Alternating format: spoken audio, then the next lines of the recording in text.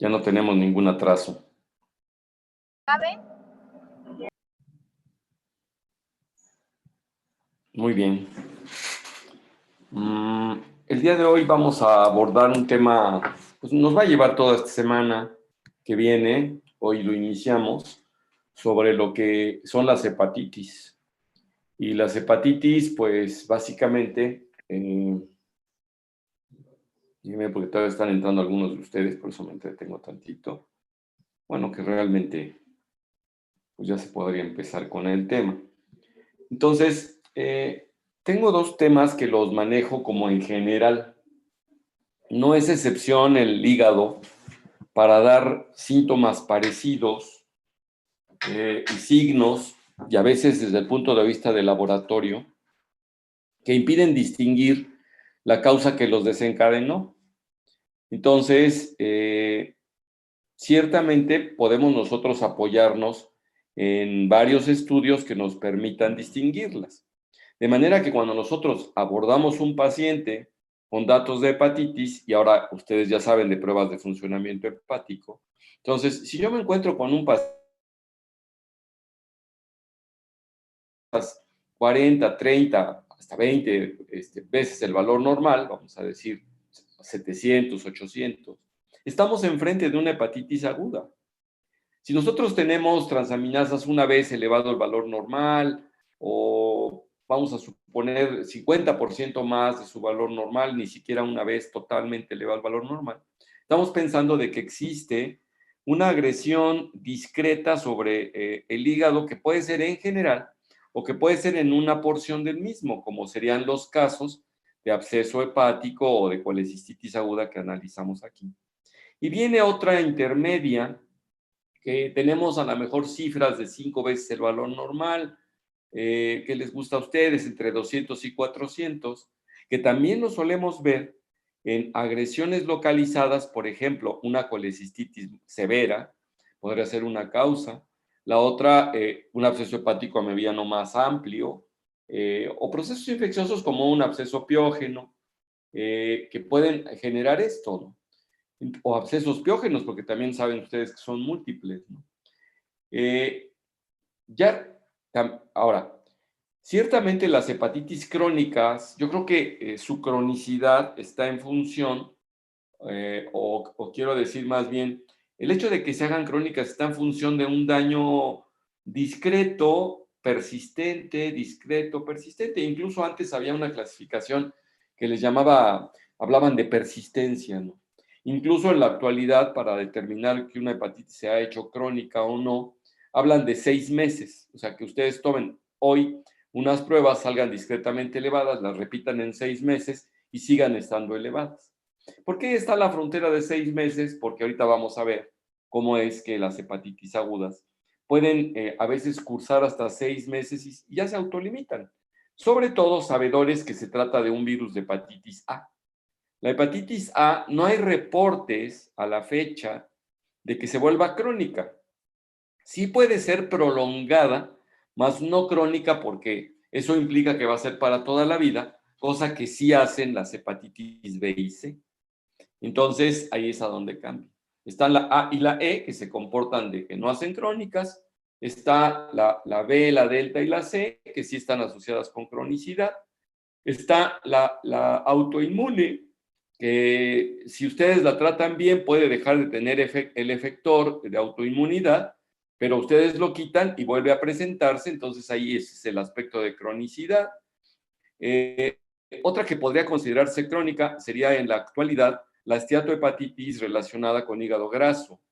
Entonces, si ustedes se fijan, hay muchas causas que pueden provocar inflamación en el hígado. Entonces, las he dividido, en mi caso, para presentarlas a ustedes en agudas y crónicas. Y una de las cosas interesantes es que si yo les manejo tema por tema, tema por tema, tema por tema, nos vamos a encontrar con que las manifestaciones clínicas son las mismas en un caso y en otro. Permítame un segundo.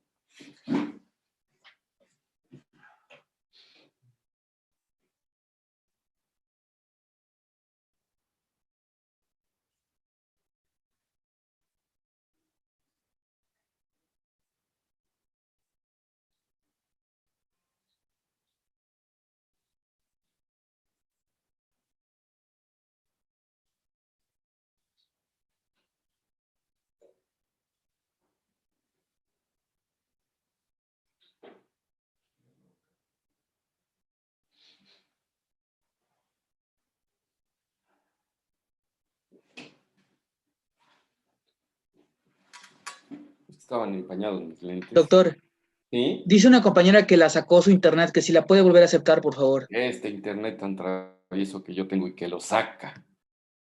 Doctor, ¿podría repetir los rangos de, bueno, de elevación de lo que son Ajá, y las... de cómo es que la solemos ver, ¿no? ¿Se Sí, por acuerdan favor. ustedes que ahora que estuvimos ensayando, Harumi, lo de los valores, les puse algunas a donde se veía exorbitantemente elevado? Había otras a donde estaba discretamente elevado y en otras estaba como que intermediamente elevado. Entonces ahorita a lo mejor tu bronca es dónde está bajo y dónde está elevado, ¿no? Les decía yo, por ejemplo, vamos a suponer que estamos hablando de ALT de 90 o de 80. Estamos hablando de AST de 60, que si se fijan, no es el doble de cada una, pero sí la mitad, el 50% más. Eso es discreta la elevación, ¿no? Esas las solemos ver en hepatitis crónicas. Pueden ser virales o pueden ser por esteatohepatitis, o en este caso es una inflamación asociada a hígado graso. Entonces, esas son como que imágenes típicas de una lesión leve del hígado, leve y persistente, ¿no? Entonces, nos habla más no es que nos hable, se presenta más en cronicidad cuando de forma circunstancial por la ingesta de algún fármaco de forma muy transitoria. Por ejemplo, muchos pacientes que toman medicación antipsicótica, los psiquiatras piden pruebas de funcionamiento para ver qué tanto le está pegando al hígado. En ocasiones me solicitan interconsultas ellos mismos para ver si suspenden el medicamento o no. Entonces yo tengo que reconsiderar desde el punto de vista de si es un paciente que es francamente esquizofrénico, pues la verdad es que vale la pena que corra el riesgo de que su higadito ande medio afectado, que normalmente no van a terminar en cirrosis. No suelo ver pacientes cirróticos porque tengan una medicación prolongada, por ejemplo, por esto. Entonces, ese tipo de hepatitis leves, vamos a decirlo así, que nosotros no las clasificamos en leves, moderadas y severas, con toda honestidad, pero sí se entiende el término. Ahora, si tenemos nosotros a partir de más o menos ¿qué les gusta? Unas 15, 20 veces el valor normal, si estamos partiendo de 40 en AST, por ejemplo, y veo 600, veo 410 veces el valor normal, pues es una elevación, bueno, vamos a irnos al extremo elevado. Vamos a irnos a 15 a 20 veces el normal, o 30 veces, o 40 veces, ¿no? Ver 2.400, 3.000 unidades, entonces son de las que más vemos en hepatitis agudas, y agudas de cualquier tipo, por cierto. Ahora, eso es otro. Y otra más es, vámonos al rango intermedio. Y entonces un rango intermedio entre, por decirles a ustedes, 100 y 1000, pues vendría siendo 400, ¿no? Entonces, ese rango intermedio entre 300, 280, 450, cuando ya está rebasando los 500, estamos pensando más bien en agudas. Pero esas que les estoy diciendo, las intermedias, que andan oscilando entre los 250, 350, se acerca hasta 450, si ustedes quieren, las suelo ver en pacientes que tienen algún proceso inflamatorio adyacente que no forzosamente tiene que ser específico del hígado. No quiero decir con esto que no haya hepatitis agudas que cursen con con unas transaminasemias a lo mejor de solamente, vamos a decir, 600, 700, ¿no? ¿Qué pasa si vemos nosotros un niñito ictérico con estado nauseoso que tiene un antígeno de un IgM para virus de hepatitis A, que sería el marcador, positivo, y que tiene 400 de transaminasas? No vamos a decir, es que esta no es una hepatitis aguda. Claro que la es. No se les olvide a ustedes también, todo esto que les estoy diciendo son generalidades. Siempre, y ahorita que veamos este tema, se van a dar cuenta del comportamiento de las hepatitis agudas, que es variable. Siempre habrá un porcentaje que esté en los extremos. Entonces, si ustedes me preguntan, oiga, doctor, ¿nosotros pensaríamos en una aguda con 100? Vamos otra vez al ejemplo. Vamos a suponer que vemos un niñito, no se suele ver. Pero un niñito ictérico con no tan mal estado general y que tiene antígeno IgM anticuerpos IgM para virus de hepatitis A, entonces quiere decir que es agudo para hepatitis A. Pero solamente tiene 100 de transaminasemias. La otra vez que les comenté a ustedes de la hepatitis A, ¿qué puede pasar cómo? Asintomática. Desapercibida.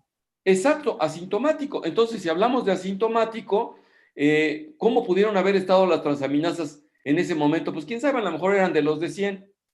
¿Ya me entienden? Por eso es que les decía yo, no tiene palabra de o no el que yo les afirme esto. Es que los dos les digo que no pensáramos en esto.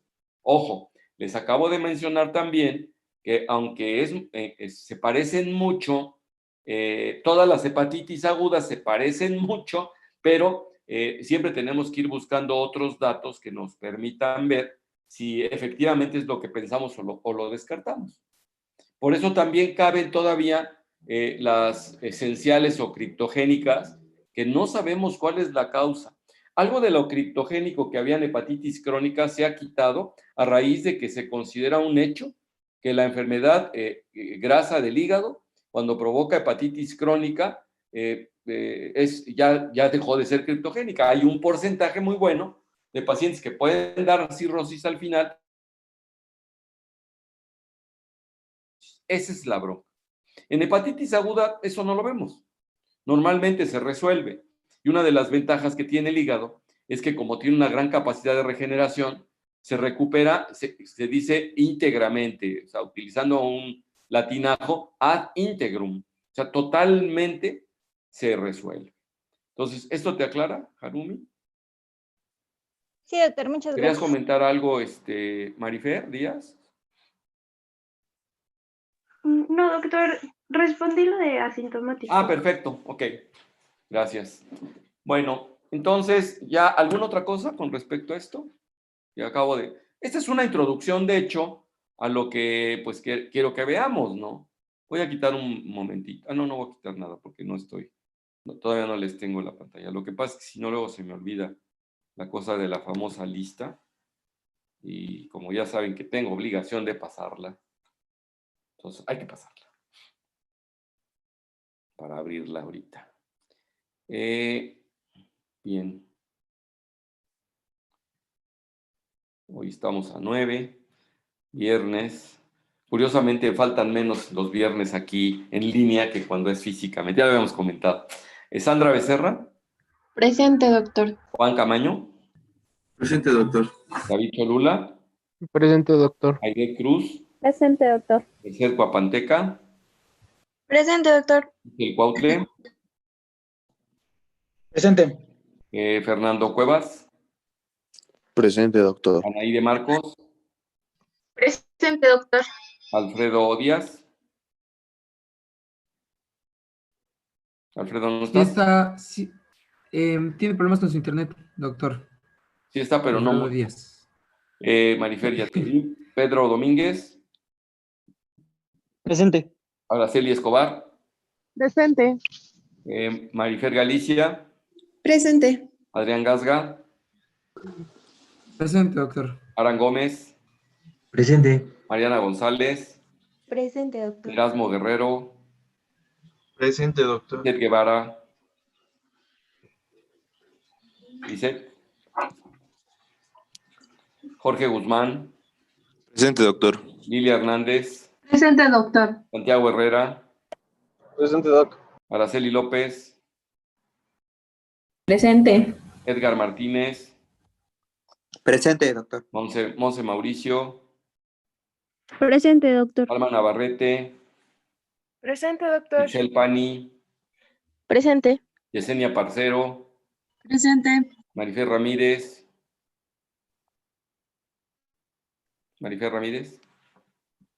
Michelle Rodríguez. Presente. José Romero. Presente. Berta Sánchez. Berta. Alexis Sánchez. Presente, doctor. Araceli Soriano. Presente, doctor. Jacqueline Zamora. Presente, doctor. Perfecto. Bueno, déjenme ver si no anda queriendo entrar por acá. Algunos de los que no, ya no hay nadie en sala de espera, ahora hay un poco menos de los habituales. Ahora sí ya podemos abordar el tema que tenemos asignado por acá. Bueno, entonces, ya entrando en materia, quería yo mostrarles de lo que lo que les mandé, de la platiquita que les mandé por acá. Quería yo mostrarles, me parecía muy importante esto. No, eso no. Esto. Las formas de presentación clínica de la hepatitis aguda. Entonces, otra vez, cualquiera de las hepatitis virales eventualmente nos pueden dar estas características. Vamos a tomar la hepatitis A como nuestro modelo a seguir. O sea, la hepatitis por virus A. Entonces, como modelo a seguir, porque digamos es lo que más frecuentemente vemos. Entonces, miren, hay una forma, la número 1 dice anictérica, y lo peor del caso es que puede ser también asintomática. Y entonces los chavitos se vuelven bien contagiosos y no saben ni por dónde, ¿no? Comparten refresco, etcétera, ¿no? Entonces, sobre todo en los kinders y en los primeros años de primaria, y no se digan las secundarias, ¿no? Y luego esas costumbres prevalecen. Está en el número 2, que puse en verde, la clásica, lo que solemos ver más, y ahorita vamos a describir cada una de ellas. Está la colestásica. ¿Qué quiere decir eso de colestásica, muchachos? ¿Qué les dice? ¿Que hay ictericia? El paciente está más ictérico, pero por más tiempo. O sea, ven mucho tiempo al paciente ictérico y con comezón. La colestasis implica que no solamente se atora la bilis, sino también las sales biliares. Entonces, eso genera mucha comezón, por ejemplo. Prurito, vamos a decirlo así, ¿no? Está cuando los pacientes tienen necrosis hepática submasiva. ¿Qué quiere decir para ustedes eso?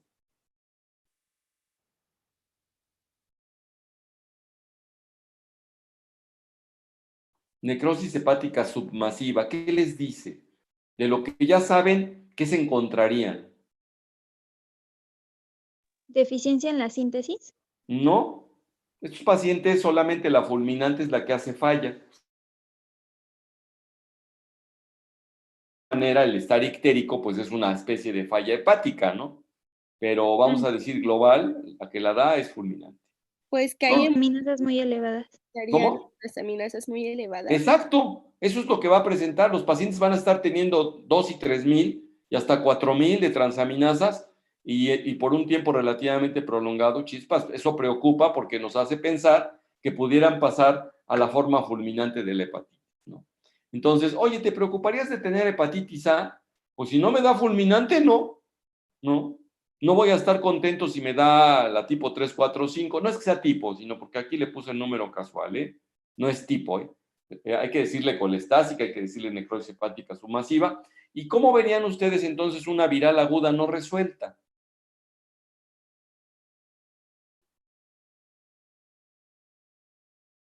¿Se atreverían a decir crónica? Crónica, ¿no? Ese es el punto, ¿no? Precisamente es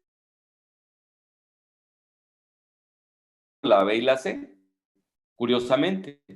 La A y la E no. Entonces, habíamos dicho que estoy tomando como modelo la A. En realidad lo que sucede es que estos pacientes traen elevación de transaminasas hasta por ahí del cuarto, quinto mes, ¿no?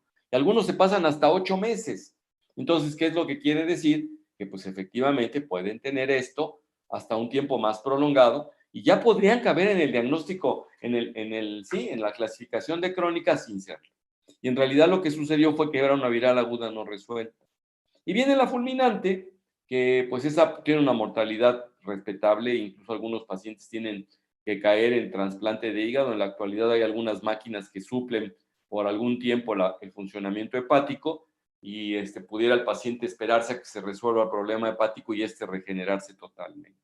Entonces, nada más desde aquí, pareciera que estamos viendo 6 tipos de hepatitis, ¿no? Está la clásica, que vamos a ver, a lo mejor ocupa el 90% de las que vamos a ver, qué bueno, pero habrá unas que se le salgan, ¿no? Del parámetro. Me acuerdo que hace ya algunos años hay un empresario importante en Puebla que le habían secuestrado un hijo estaban saliendo del susto y chin, el otro se les pone ictérico, ¿no? Para eso, en este caso, parece que estos hijos son del esposo de diferentes esposas. No estoy seguro si fue porque enviudó o se divorció. La cosa es que se quedaron, la segunda esposa aceptó al primer hijo, al que habían secuestrado era al hijo de los dos, y luego se le enferma el nuevo, el que era hijo solamente de él. Entonces, vieron a X médico, un hepatólogo muy connotado en Puebla, y empezaron a pasar los meses y le seguía mandando controles de transaminasas y seguían elevadas, pero las traía en 800 y 1000. El chavo se mostraba un poco con flojerilla, pero ya había salido del problema de ictericia, ya no tenía coluria, ya había salido del problema de vómito y de ataque al estado general severo, a la febrícula que tuvo, y nada más andaba astenoadinámico. Como andaba astenoadinámico, pues lo seguían controlando. Y me acuerdo que ya por ahí del quinto, cuarto mes me hablaron. No, más bien coincidimos en una comida que un primo mío hizo y ellos son dueños de restaurantes y eso. Entonces caímos ahí, los invitó casualmente porque son sus amigos, siendo los dueños. Mi primo había hecho una fiesta de celebración, no me acuerdo de qué cosas, y ahí llegamos y me abordaron. Y me dice el papá y la mamá estaba más preocupada. En este caso era madrastra de este chico, pero lo trata como si no hubiera diferencia. Dice, oye, estamos muy preocupados con X, no me acuerdo de su nombre. Y ¿cómo ves? Digo, pues, ¿cuántos meses tiene de esto? Pues ya 4. Le digo, ¿y tiene comprobación de que fue virus A? Sí, salió con IgM para virus A y ahora tiene IgG para virus A en los controles que hemos tenido. O sea, de hecho ya está haciendo anticuerpos. Digo, no te preocupes. Digo, tenemos para estas épocas, con toda honestidad, no había yo leído esta clasificación que me parece excelente, que pues les he de decir que la documenté recientemente en un libro que no tiene muchos años, tiene más años que vimos esto, y le digo, solemos ver pacientes que hacen transaminasemia por tiempo prolongado. Entonces, él podría haber cabido en viral aguda no resuelta. Entonces, era lo que tenía. Le digo, espérate un poco, y sobre todo que ya tiene IgG, tuvo IgM, ya no tenía IgM para estas fechas, porque hasta llevaban los laboratorios en la mano, como sabían que iba yo a ir por ahí, me abordaron ese día. Yo no me niego normalmente en eso. Tengo un colega que es de mi misma especialidad, y algún día se encontró, tengo otro colega que es un neumólogo muy conocido en Puebla, y se encontró a este colega gastro, que pues ellos trabajan en el mismo hospital, ¿no? O sea, y alguna vez lo vio en el súper un sábado, un domingo, y le dice, oye, fíjate que traigo unas molestias estomacales en el supermercado. Dice, oye, ¿sabes qué? Hoy es domingo, si quieres el lunes te digo. Entonces, realmente a mí no, y menos con un colega, ¿no? Entonces, yo no tengo problema con eso, de que me aborden, de que pueda yo servirle a la gente en ese sentido, no traigo problema. Bueno, ¿hasta acá alguna pregunta o duda que tengan ustedes?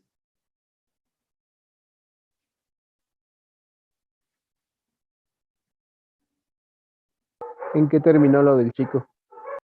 El chico se curó, ya después dejó de tener transaminas por ahí del quinto mes, o sea, casi al siguiente mes, que para eso yo no me había enterado, sino que alguna vez consultando a su papá, oye, ¿qué pasó con tu hijo? Que me buscaron otra vez. No, pues se le quitó, como tú habías dicho, o sea, ya estamos muy tranquilos. Te agradezco mucho, nos diste mucha tranquilidad, esa vez ya no insistimos, por no dejar, fuimos a ver al colega, le mandó otro laboratorio y el último ya salió normal. ¿Cómo está tu hijo? Pues está bien, haciendo vida normal, pues me parece perfecto. Entonces, eso fue lo que sucedió. Entonces, así se manifestó como aparentemente no resuelta, pero no quedan así como para volverlos ya crónicos, ¿no? Bueno, entonces, si ustedes se fijan en la primera diapo que les estoy poniendo, sí ya tienen pantalla, ¿verdad? Por ahí. Ya tienen la presentación en pantalla. Sí, doctor. Bueno, entonces, se habla de necrosis e inflamación aguda, hepática, la hepatitis aguda, y aquí lo encuadré justamente, ¿por qué creen? Pues porque es de etiología diversa. Y cuando hablamos de etiología diversa, pues eso es lo que vamos a ver. Y aquí lo interesante del caso es que la necrosis hepatocelular llega a ser difusa o focal. ¿Se acuerdan que les comenté que puede haber una afectación focal?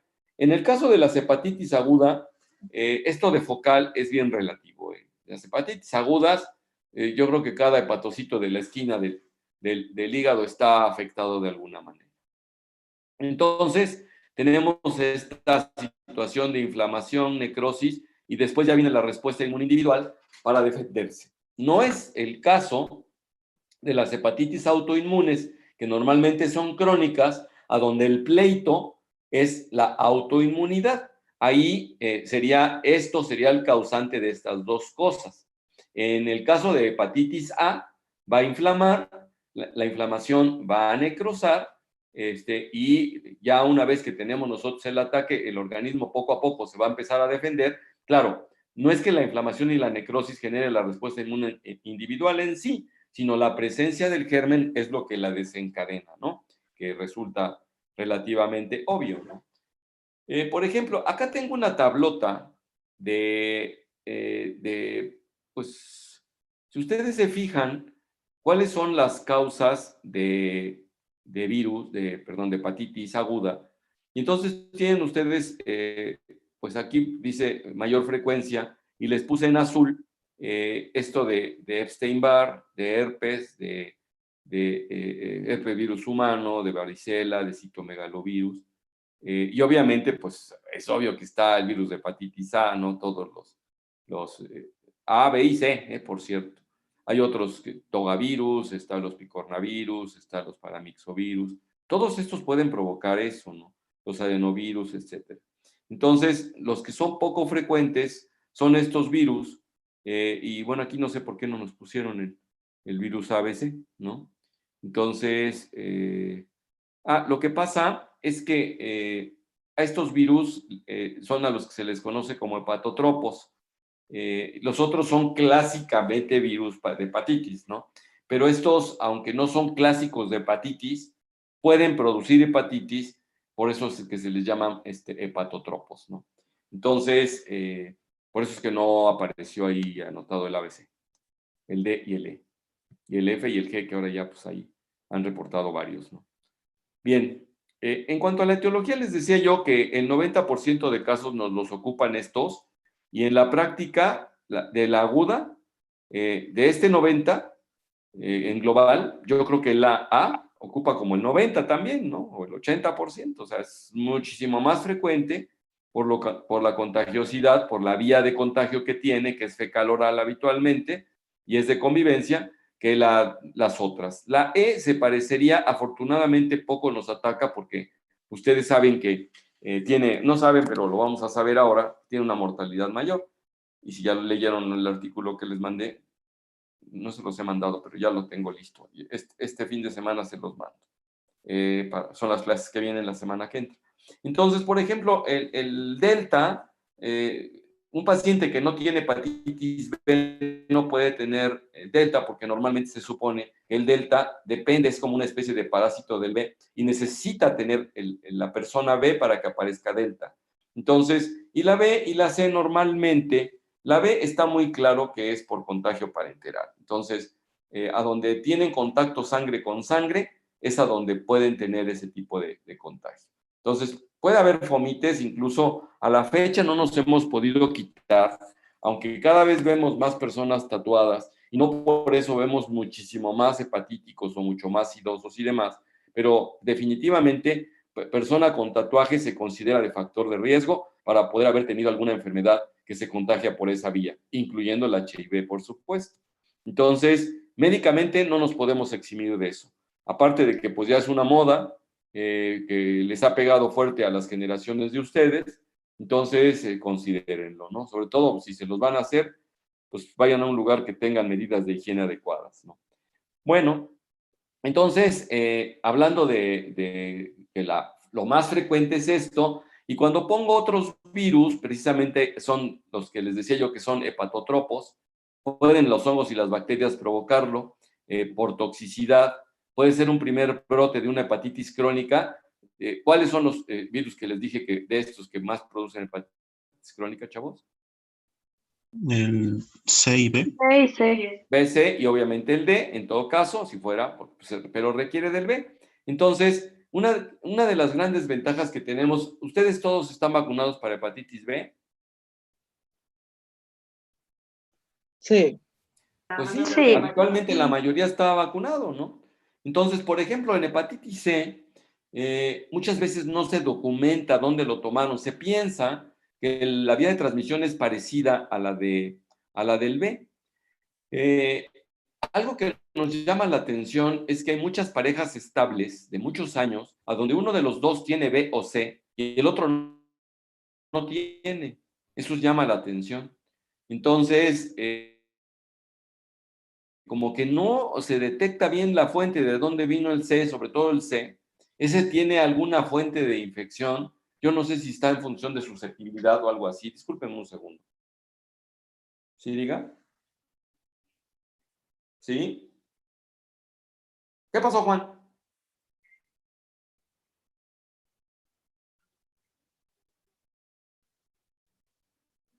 A ver, permíteme un segundito para ver cómo está mi agenda. Discúlpame.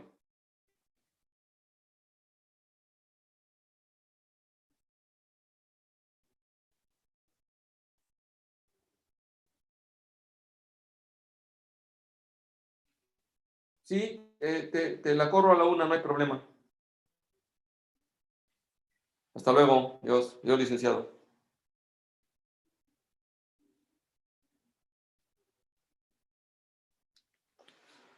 Bueno, entonces, estábamos con la cuestión esta de los contagios, como que no sabemos ni por dónde. Está pasando un poquito ahorita con lo del SARS-CoV-2 que produce la COVID-19 y entonces eso es lo que nos tiene también en ascuas, ¿no? Hay algunos síndromes asociados al embarazo. Hay una colestasis del embarazo que curiosamente solo es colestasis y eso es lo que nos llama la atención. O sea, no solemos ver hipertransaminasemia importante en pacientes embarazadas, pero sí solemos ver pacientes ictéricas que se conoce como colestasis del embarazo.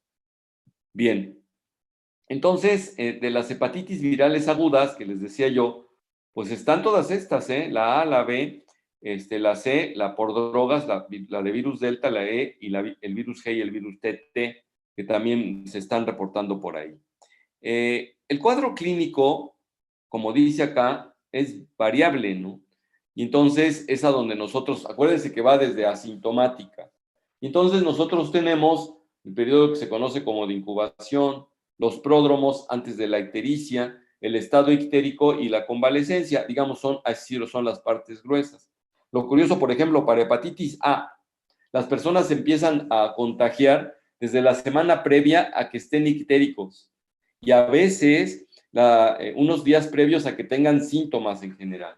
Entonces, por ejemplo, algo muy característico que solemos ver en un chiquillo, que son de los que más se ven, también en las edades de ustedes se logran ver, sobre todo porque en las edades de ustedes es donde hay más convivencia. Si ustedes analizan, algo que me ha, por desgracia, pero que me ha gustado de lo que ha significado la conducta de la persona con respecto al SARS-CoV-2, es al hecho de que ya no nos extraña entre nosotros vernos con cubrebocas, pero todavía hasta hace poco, yo a sus compañeros les decía yo, miren, cuando estén acatarrados o francamente traigan una influenza, porque es a lo que le llamábamos gripa, ¿no? Es que es catarro, es gripa, pues en realidad es influenza. Cuando está un catarrote, vamos a decir que es influenza. Y un catarro probablemente sea por los virus convencionales del resfriado común. Entonces decía yo, miren, si ustedes ese día faltan y me dicen que fue por resfriado común, le digo, no se preocupen, ni les pongo falta, se los vamos a agradecer colectivamente.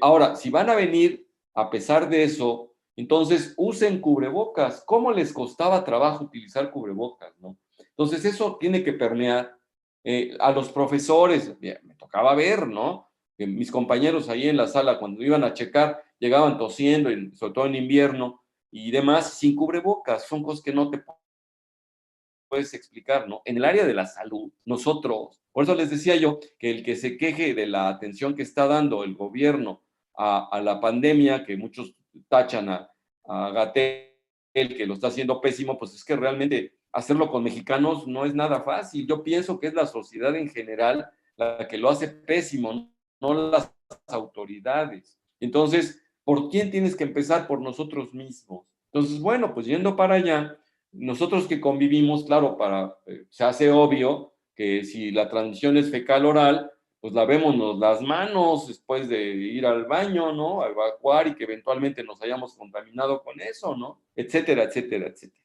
Bueno, aquí les pongo yo esta tablita, nada más para recordar sobre los virus conocidos, y aquí se las pongo en grande. Bueno, nada más para recordar que el único DNA que tenemos es el virus de hepatitis B. Todos los demás son RNA y las familias a las que pertenecen, pero aquí la transmisión.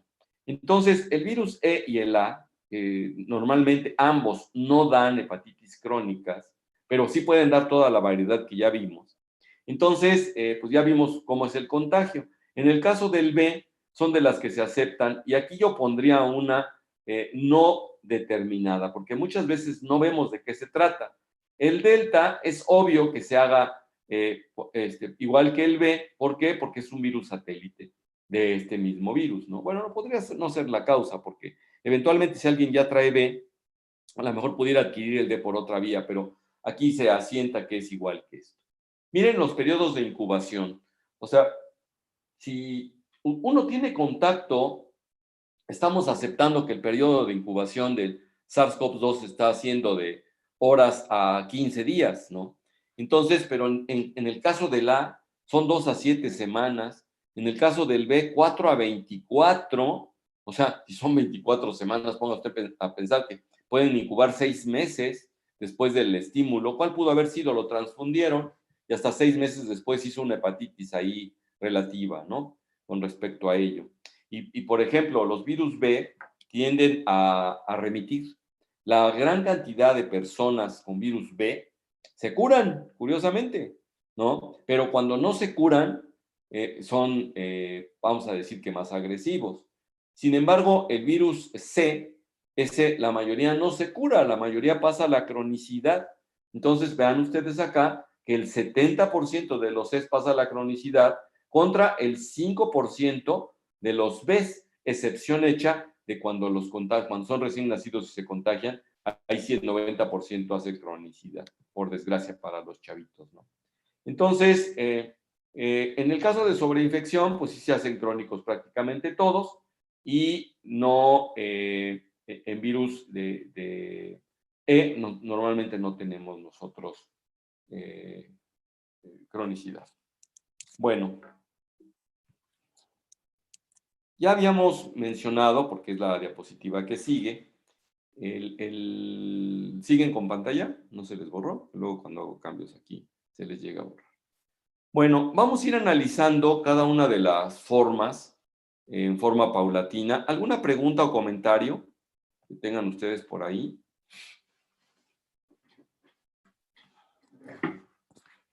¿No? ¿Cómo les dije que nos damos cuenta de que el 90% de casos de virus A son anictéricos? Por anticuerpos. Claro, IgG. por hallazgo serológico incidental. ¿Y qué anticuerpo es el que medimos? IgG. Exacto, que es el de memoria tardía, ¿no? SARS-CoV-2, que esperamos que podamos tener IgG, aunque se está mencionando que probablemente no vaya a ser la mejor vía de defensa que tengamos, sino que también pudiera ser con células T, que sea básicamente celular las defensas que vamos a tener para SARS, y que sí va a haber memoria al respecto. Ojalá, porque andamos a catones con eso, ¿no? Ojalá ya en breve tengamos la vacuna, sea la de AstraZeneca, la de Janssen, la rusa, si es que hicieron las cosas adecuadamente, o las que estén por salir. Entonces, esta virosis, bueno, esta enfermedad viral, de las más frecuentes, pues se ven en la infancia y sobre todo relacionado con virus A. Entonces, por eso les decía yo que el modelo típico que vamos a adoptar, pues es ese, y una de las situaciones que suceden justamente, pues ahí las tienen ustedes, ¿no? Bien. Pues no tenemos mucho que decir en la forma nictérica. A lo mejor lo que sí les podría yo decir es que luego se investiga, pero ¿cuántos de nosotros no nos hemos sentido algún día como que nos queríamos resfriar, pero no nos resfriamos? Algunos alcanzaron a tomarse una tableta de paracetamol, de aspirina o de ibuprofeno, una sola dosis, y se les quitó, y lo atribuyeron a que fueron, a lo mejor era un lunes y estaban embarados por lo que jugaron el domingo. Pusieron 1000 pretextos y no sabían qué era esto. Entonces, eventualmente, en alguna de esas, pudo haber sido la manifestación. única que pudieron haber tenido de hepatitis A. Y entonces, pues tenemos ahora la forma clásica, que pues es común a todas las enfermedades virales, y es raro que veamos tóxicas, que sí las hay, nada más que las tóxicas no se comportan tan clásicas, curiosamente. Y de las que a veces sí dan una especie de clásico, son las autoinmunes, en una presentación aguda. Lo curioso del caso es que las autoinmunes luego pueden dar 2 o 3 de presentaciones agudas de la enfermedad, curiosamente. Cosa que para hepatitis A, pues no solemos ver. O sea, cuando llegamos a ver un paciente que tuvo hepatitis A hace 20 años y vuelve a tener hepatitis B 20 años después, pues se publica porque es la excepción. Oiga, doctor, pero es que eso no pasa. Bueno, ahí sí pasó. ¿Qué tanto pasa? Pues muy poquito. ¿Qué está sucediendo en la actualidad?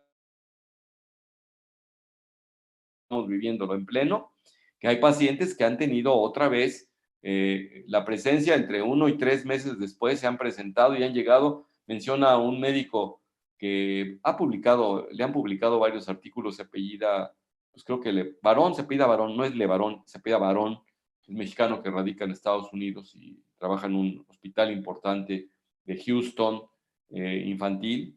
Él es neumólogo, y la verdad es que no es infantil, el hospital, pues él es neumólogo de adultos, y la verdad es que es muy bueno, y dice, bueno, cuando yo los llego a ver, que ya los tuve aquí hospitalizados por COVID-19, y vuelven a regresar, se regresan y más graves, así es que pónganse abusados, síganse cuidando. De manera que si ustedes ya tuvieron COVID-19 o alguno de sus familiares, deben seguirse cuidando igual como si no lo hubieran tenido hasta el momento. No nos queda otro remedio. Bueno, entonces, los pródromos están durando de 3 a 5 días, hasta varias semanas,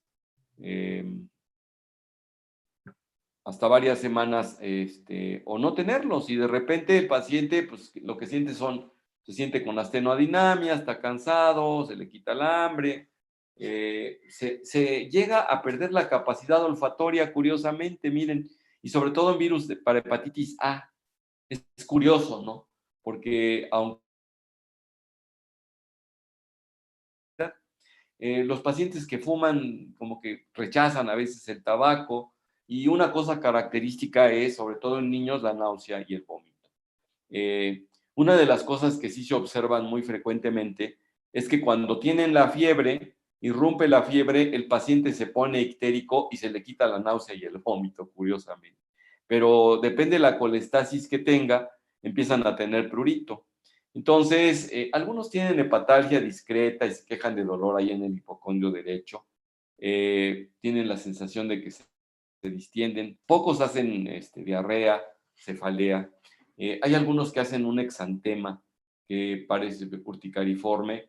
Y si se fijan, también el virus ahora el SARS-CoV-2, también se manifiesta a veces por una especie de exantema, ¿no? Entonces, les decía yo que puede haber hasta fiebre.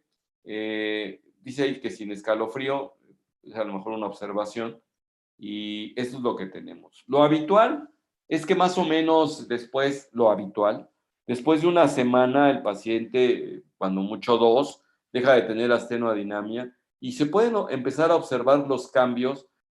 A mí no se me olvida porque yo tuve un suegro que falleció ya hace, por ahí en el 85, ya tiene 35 años que falleció. Era un médico muy conocido que daba anatomía en la escuela, por cierto. Y se apellidaba Tello. Era muy clínico, era de la vieja guardia, vamos a decir así. Y me decía, mira, yo a veces les digo a mis pacientes que tienen hepatitis, porque aunque él era cirujano, pero no dejaba de ser como médico general. Dice, y les digo que vayan guardando los frasquitos y vayan viendo orina y vayan viendo la diferencia, que los pongan ahí en una repisa contra el sol para que los observen mejor. Y el mejor dato de curación es que empieza a bajar el color del orina. Entonces, pues son cosas interesantes, ¿no? ¿Alguien está pintando sobre esto? Vamos a ver. Que de repente de que los dejamos entrar, tenemos a nuestros hackers aquí influyendo en nuestra plática. Entonces, por favor, abstenerse de pintar sobre la plática.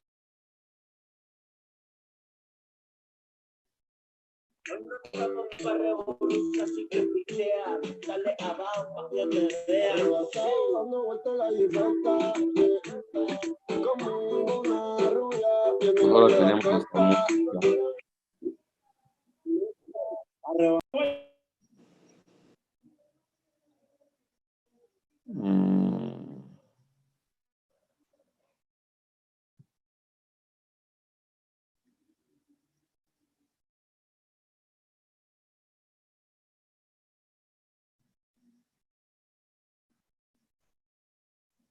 Ok. Ya estamos bien, ¿verdad? ¿Alguna duda que tengan ustedes? ¿Jóvenes? Doctor, entonces los No, síntomas ninguna. más frecuentes, ¿cuáles serían? ¿Perdóname? Los síntomas más frecuentes. Pues hacen los chiquitos, porque les digo chiquitos porque es a donde más se ve. Acuérdense que yo no soy pediatra, pero vamos a hablar entre primaria y secundaria, ¿no? Que ya es cuando me los llegan a veces a traer más de secundaria que de primaria, porque cuando es así, tú sabes que llévalos con su pediatra. Cuando ya están un poco mayores y ya están adolescentes, entonces, normalmente es astenoadinamia. Algunos se quejan de mialgias, cefalea y náusea. Doctor, no hay nadie llamado Claudio en nuestra clase. Sí. Entonces, si quieres sacarlo, adelante. Ok.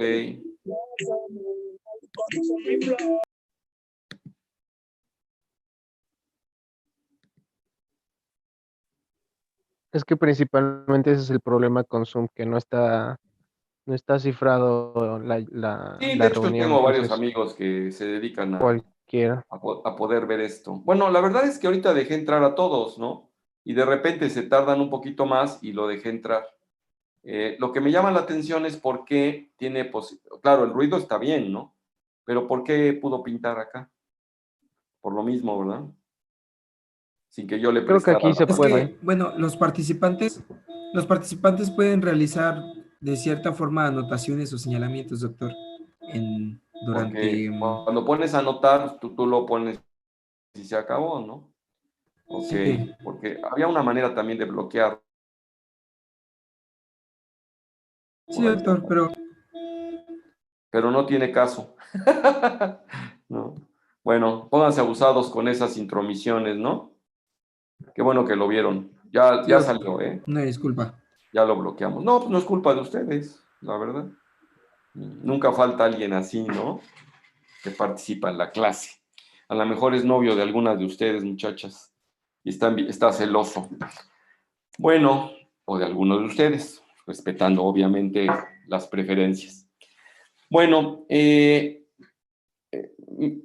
contestando a la pregunta, les decía yo, llegan a estar con náusea, llegan a estar, les decía yo que cuando irrumpe la fiebre, se ponen ictéricos y se les quita la náusea.